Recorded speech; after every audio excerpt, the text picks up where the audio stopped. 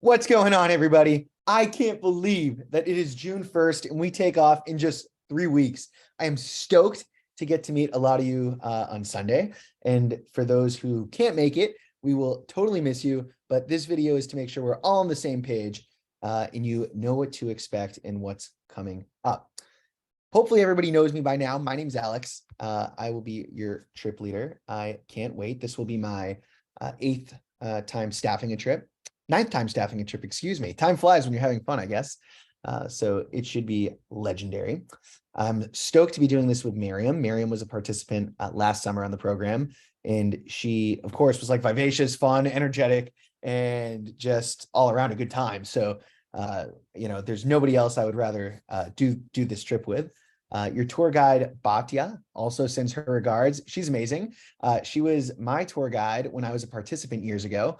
And she has 3 boys. She's super fun. She's like the fun mom, the cool aunt, like however you want to look at her, she's awesome. So we're stoked to have her on board as well. I guess let's start with some logistics. Okay, so let me share my screen here for a second. Safari. If I can find it, that would be helpful, right? Here we go. Okay, boom. Now you're seeing it. Here is our flight information. So all of you should have had the flight information now for quite some time. So we depart from Logan Airport here in Boston at 8:30 p.m. on Tuesday, June 27th. So that means everybody has to be at the airport by 4:30. I know, 4 hours. It sounds like a crazy amount of time. I promise you it will go by fast. El Al has their own security process in addition to TSA, and that is super duper time consuming. Okay, so that's sort of during rush hour, right? So you definitely want to make sure you're planning accordingly so that you can be at the airport by 4:30. Talking about El Al security. So they're going to ask you all sorts of questions about why you're going to Israel. They're going to ask you questions about, are you Jewish? If you are Jewish, which obviously everybody on the trip is, what are your favorite holidays? What was your rabbi's name? Did you go to Hebrew school? What about this holiday? Do you know what this Hebrew letter means or what this symbol is? So get ready for that. Don't panic. I can guarantee you at least 30% of you will end up getting pulled into secondary. You'll end up getting a standby ticket. Don't worry. Everybody's going to get a seat. I promise you.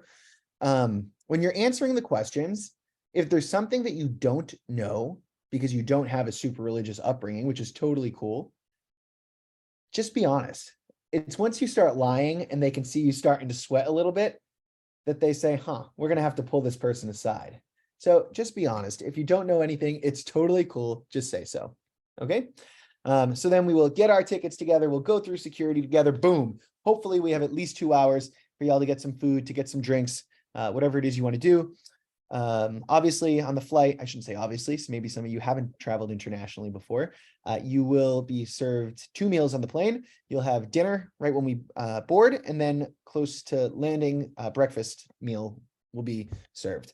The food on El Al is fine. It is what it is. It's airplane food. Typically I fly Delta when I go to Israel with my groups. So this is only my second time flying El Al, and I'll say that the food on El Al is so much better than on Delta, but it's still bleh. So whatever. On July 9th for the return flight, our flight leaves at 1:05 in the morning, and we arrive back to Logan at 5:45 in the morning. If you have a connection, I would recommend that you book your connection or make sure that your connection is sometime after 7:30, 8 o'clock. Okay. That way you have plenty of time to go through passport control, say your goodbyes, and then make your way to whatever terminal you need.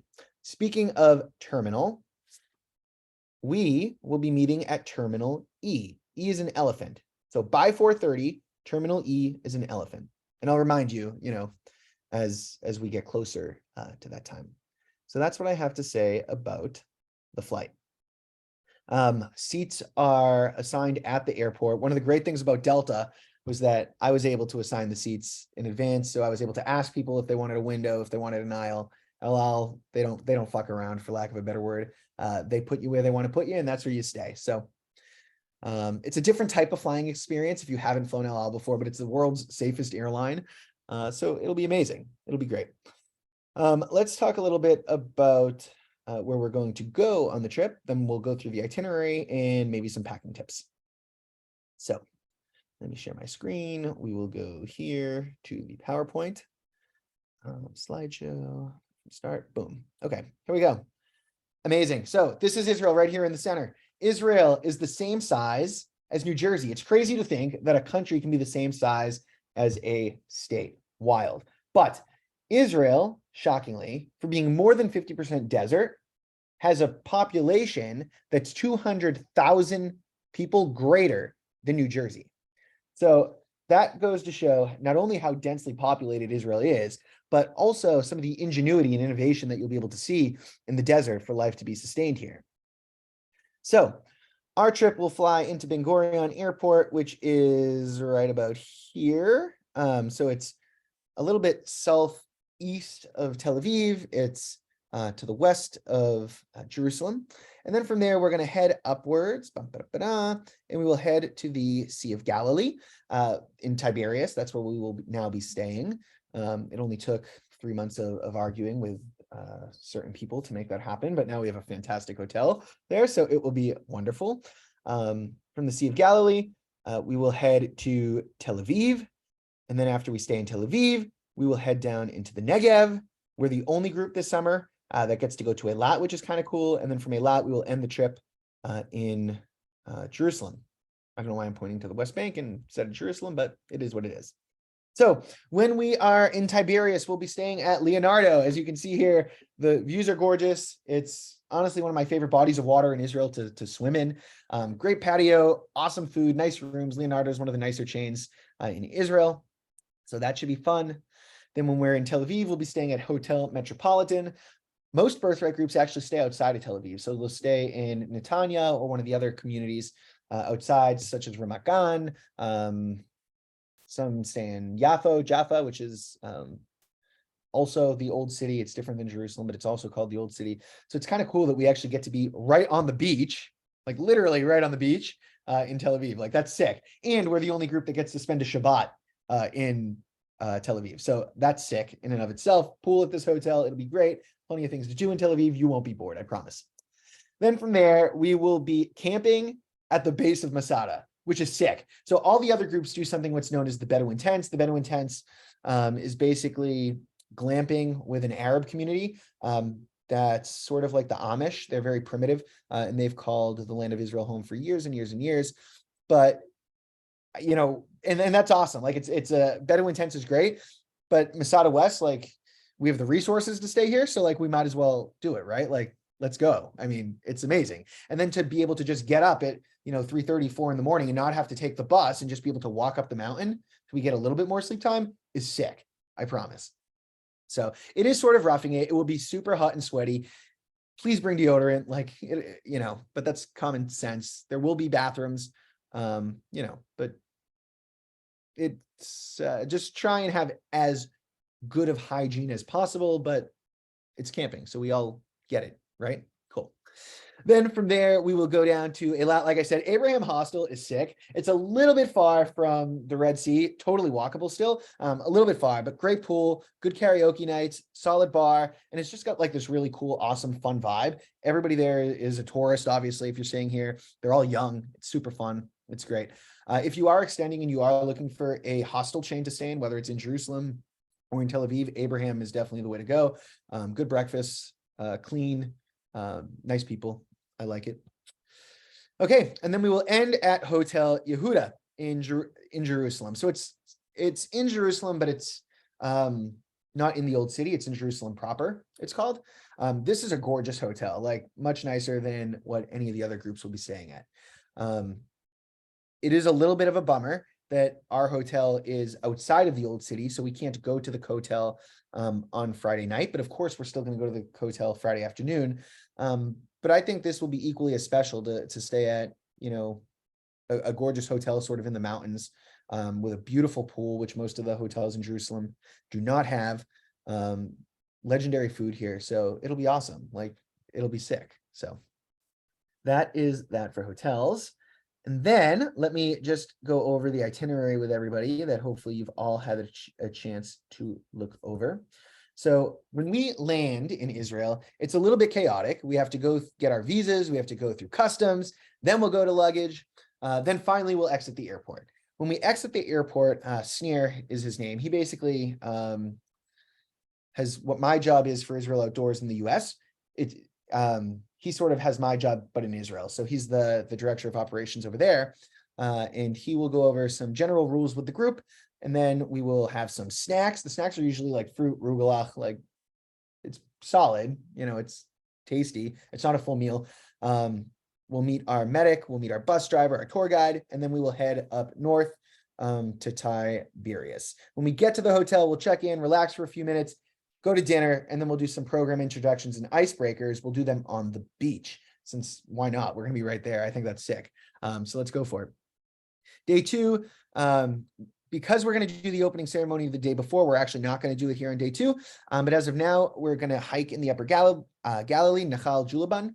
Nachal means river, so this is Julaban River. It's not a super challenging hike, but it's going to be super hot, which is going to add a challenging element to it. The beginning of the hike is honestly the hardest part because you have to jump from rock to rock to rock in order to actually get to the trail itself. So that'll be a fun little challenge.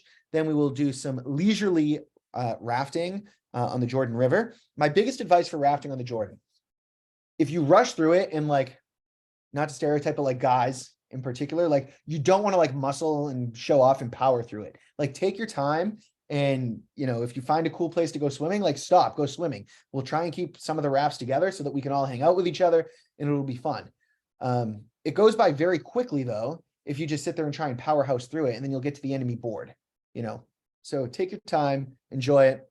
We'll go back to the hotel. We'll have dinner. The following day, we'll get up. We'll go ATVing at Dishon, which in my opinion is the best of the 3 ATV places we're allowed to go for birthright. So that'll be great. We'll do a tour of Safat. Safat's known for mountain and mystics. So that should be a ton of fun. Lots of great culture there, history. One of the oldest synagogues is actually in Safat. Then you'll have lunch on your own, and then we'll do a meditation, Kabbalah. Kabbalah means mysticism in Hebrew, and music workshop with Leave Note. This is an activity that I haven't done before, but I wanted to try it. So I figured we'll give it a shot. After we try that, we'll drive to Tel Aviv. We'll do Kabbalat Shabbat. Kabbalat Shabbat is welcoming Shabbat. So we will do that hopefully on the beach, if not somewhere cool in the hotel. Then we'll have a nice festive Shabbat dinner. Of course, we're going to do the brachot and all that good stuff. And then we'll do an Oneg Shabbat. Usually Oneg Shabbat entails music, at least with my groups. That's something that I enjoy doing with groups. Occasionally we'll do Israeli dancing. I'm not much of a dancer, but I do like to teach a dance or two in addition to some of the songs. I think it's fun, right? I'll talk more about why I like song and dance in a few minutes, but that is that for now. Maybe we'll even go for a late night swim, by the way. So let's go. The following morning, we'll get up, breakfast. You can sleep in a little bit. We have a political seminar. Yiftach Berman is the absolute man. There's about 10 people that do these political seminars. He's by far my number one guy. So I was stoked that he was willing to drive from Jerusalem to Tel Aviv on Shabbat, since he usually does observe. So if you're an observant Jew, obviously you don't drive on Shabbat. So he's really doing us a solid. Coming here, we'll do a Shabbat program, a Jewish identity program that I like to do with groups. Lunch, beach time in Tel Aviv. Then we have yoga on the beach, which is cool. Savan's awesome. She's a badass. Then we'll have dinner at the hotel. We'll do Havdalah, and then it's a night out, guys. So that will be wild. I know some good clubs, some good bars in the area. I'm sure some of you might know some too. We don't have to stay together that night, but it is fun to go out in groups. So that should be fun. Especially because even though I don't have the hair to show it really, I just turned 26. So we're all about the same age. So it should be a ton of fun. The following day, we'll do Tel Aviv Your Way. Tel Aviv Your Way is basically free time in Tel Aviv. Lunch on own at Jaffa. So Jaffa, like I said previously, is sort of like an old city in Israel. So you'll have lunch there. And then we'll go to Tel Aviv 2048, which is sick. It's an escape room on steroids. And it was the highlight of the last trip. It was a program that I piloted with the last group, and now it's something that every birthright group, asks for at this point, because it was wild and it's so much fun. But get ready to be a little bit competitive with it. Nobody's going to win easily, so get ready to fight. We will then drive to Masada. There's actually a cool overlook on the way to Masada, which hopefully we'll be able to stop at. We'll do our night of camping. We'll do a really good stargazing activity and meditation. And that should be a ton of fun. Then we will get up bright and early in the morning. We will go up the Roman ramp. Roman ramp should only take about 15 minutes to get to the top. Back when I was actually in shape leading these trips, I could run up it in 8 minutes. Now it'll be probably a full 15 minutes, but that's okay. We're going to make it. It'll be awesome. We will do a bar and bat mitzvah ceremony at the top. Anybody who wants to have a bar or bat mitzvah at the top of Masada will have an opportunity to do so. We will then go down the snake path. The snake path takes about 45 minutes to go down. It's tough. Lots of stairs, some ramps. It's hot, but we're Outdoors Max. We're BostonMax. It's going to be great. So we got this. Then we will have breakfast at a local hostel. From there, we will go to the Dead Sea. After the Dead Sea, or maybe even before, there's something that I'm trying to add. It's called Ain Bokek. It's an amazing water hike. It's not really a hike, it's a stream walk, but it's gorgeous and there's a great waterfall. We're going to have Israelis join the trip also on this day, or starting on this day. So Israelis are called Mifgashim. These are former IDF soldiers. Some are college students. Some are in the workforce who are your age. And they're joining to give you a really authentic view of Israel and a really authentic Israel experience. So definitely ask them any of your challenging or any of what you think to be challenging questions that you might not want to ask the tour guide. You know, and they're there to, I don't want to say show you a good time because that sounds like I'm encouraging things that shouldn't happen, but they're there to, they know all the best bars, all the best clubs, you know, they're a fun group of people. So then from there, we'll drive to Eilat. In Eilat, we'll hike the Red Canyon. We might change this to Mount Sifachot. Mount Sifachot's amazing because you can see 4 different countries: Israel, Saudi Arabia, Jordan, and Egypt. If not, Red Canyon's cool. You have to do some climbing on ladders and kind of walk sideways, and it's a little bit more challenging, but it's fun.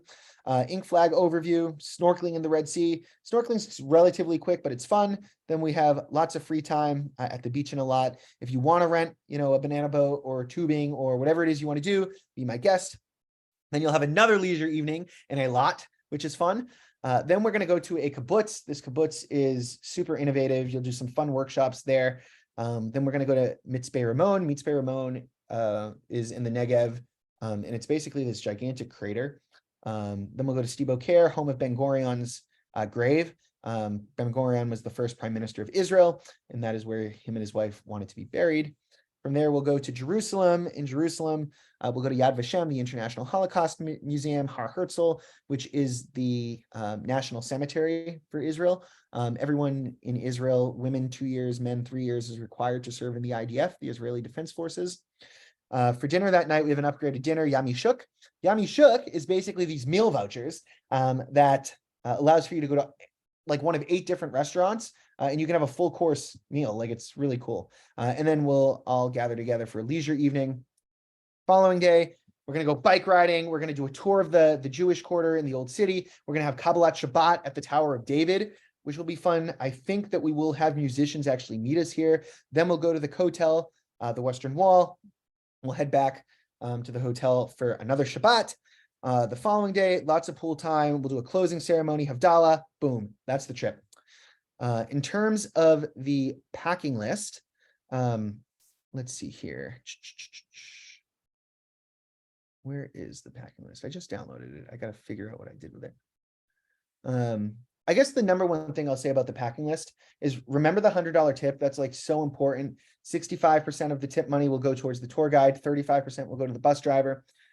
These type H adapters, super, super, super important. You need these in order to charge your phones. Make sure you're bringing plenty of bathing suits also.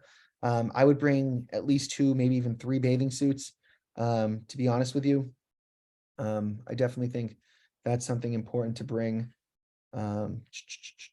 Let's see if there's anything else that stands out. Lots of shorts, obviously, lots of underwear, lots of deodorant, the waterproof foam pouches. That's also pretty great. Those usually always come in handy. Definitely a comfortable pair of shoes.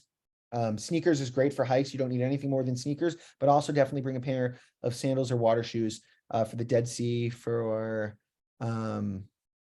rafting. So definitely keep that in mind. If somebody wants to bring a Frisbee, definitely recommend it. lots of sunscreen. Sunscreen in Israel is super expensive because the Israelis don't really use it. Make sure you pack plenty of sunscreen. You don't want to have to buy it. And you're going to be going through one or two full cans during the trip. I promise. Okay. So those are the big things there. Now, with that being said, birthright is a once in a lifetime opportunity. You get out of this trip what you put into this trip. It's so important to come in with an open mind. Some of you are traveling with friends. Most of you are going by yourself. Be open, be vulnerable, be you. This is your trip, and it's up to you to make the most of it.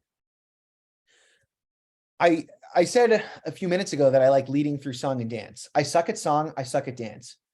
But there's something about putting ourselves out there and having that positive mental attitude and letting us all indulge and lean in together that creates something magical and creates something tangible within this group.